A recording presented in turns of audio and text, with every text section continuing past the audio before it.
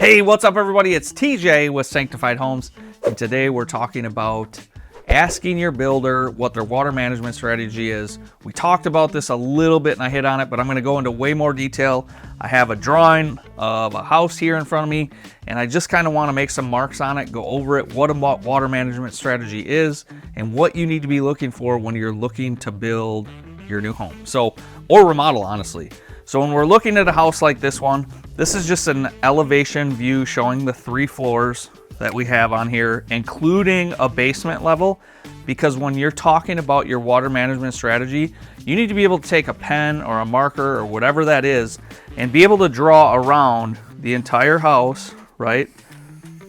And I should be able to do it without lifting up my marker to show I have a strategy to keep water away from the entire house. So there's lots of different options from that, right?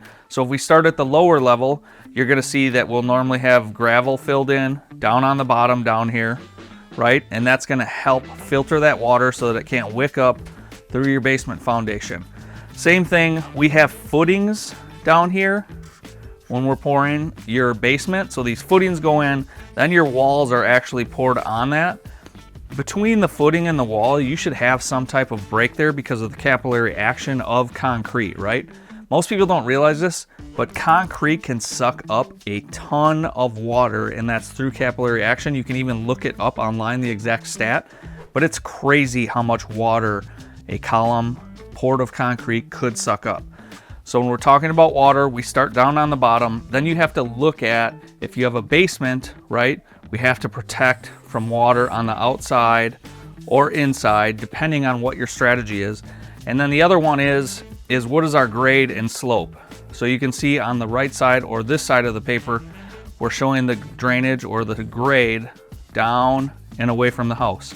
You don't ever want to see anything flat like that. Most water problems, especially in a basement, 90% of them are going to be from your grading, gutters, issues like that.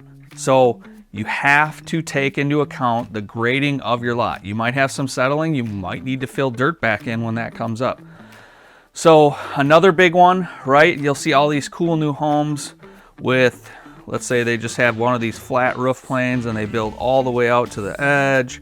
And we got some windows in here, right?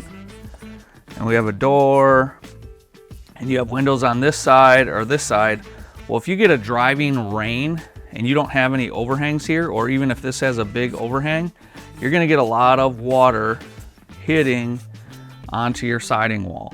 Whereas if this one has a big overhang, right, and we have a driving rain, you might get some just down here on this corner of the house.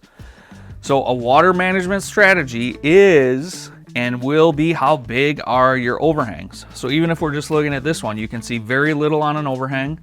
Well, let's say I did a foot overhang, right? What if I did a couple feet? And this isn't to scale, this is just to show you if I have a rain coming down and none of those are there, I'm gonna get water all the way at the top, it's gotta run all the way down and then it has to go out. If there's a failure in that system anywhere, you're gonna get water in there. And you guys know, if you've been following us, we talk about when you get water behind your siding. So siding is anything, stone, vinyl siding, wood siding, cement siding, brick, whatever it could be, the product that you put on. Moisture gets behind your siding. So if moisture gets behind our siding, let's say this is our 2x6 wall, and then we have some siding on here like this, right?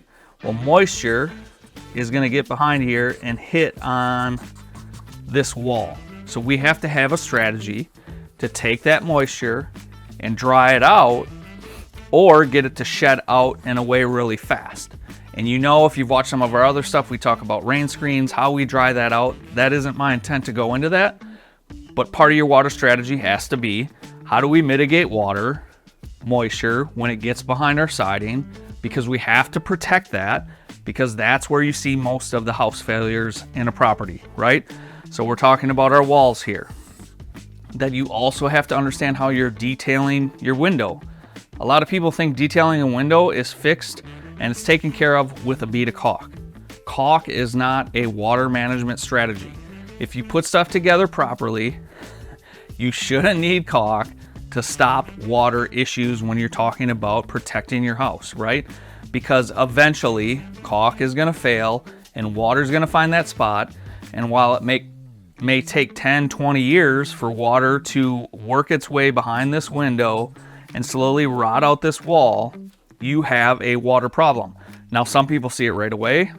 Some people don't see it until they actually tear their house apart and put new windows in, and it's all rotted out behind here.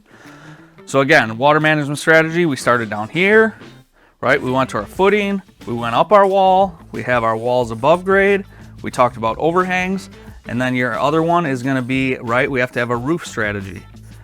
So when water hits, water's gonna hit, we want it to run down and away.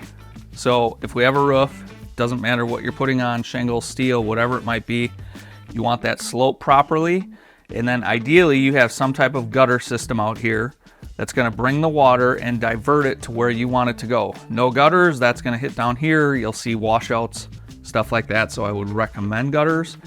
I recommend overhangs when we're meeting with people. Obviously, certain styles, people want different things from their homes. But this is just the tip of the iceberg when we talk about having a water management strategy for your house. So you have to, again, number one, when you get your plans, be able to go with your builder, hey, what's our water management strategy? Take a pen, draw all the way around the house without lifting it up, and be able to go, hey, here we have all of this protected with a water management strategy. And then it's the fine details of, okay, what's the strategy under the slab? So there has to be a strategy there. What about here? And these all have to be connected where the footing is, up to the wall, up to where the foundation wall connects with the wood wall framing. Then what about our wood wall framing where our sheeting is? And then we have our siding, our cladding on the outside. How do we dry that moisture that gets behind there when it condenses and hits the wall? When we have differences in temperature, you create moisture behind it. What products are we using? Why are we using this product over this product? And then you also have to detail where your roof comes together here with the wall and your trusses. And then how do we manage water when it's hitting up here, and water when you have holes in the roof up there, like a chimney hole, a vent pipe, whatever it might be, so that we're not relying on caulk as our fail-safe, right? You might put caulk just because it's an extra precaution, but if you flash stuff properly and do it right, caulk is not the solution to your problem. So again, this is just an idea of what a water management strategy is.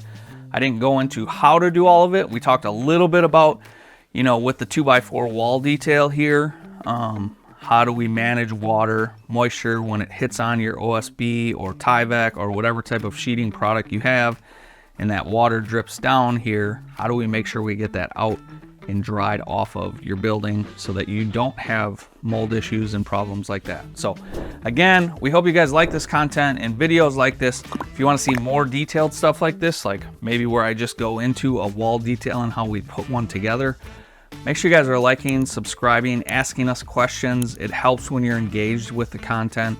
It helps us know that people are getting it and it's useful for them.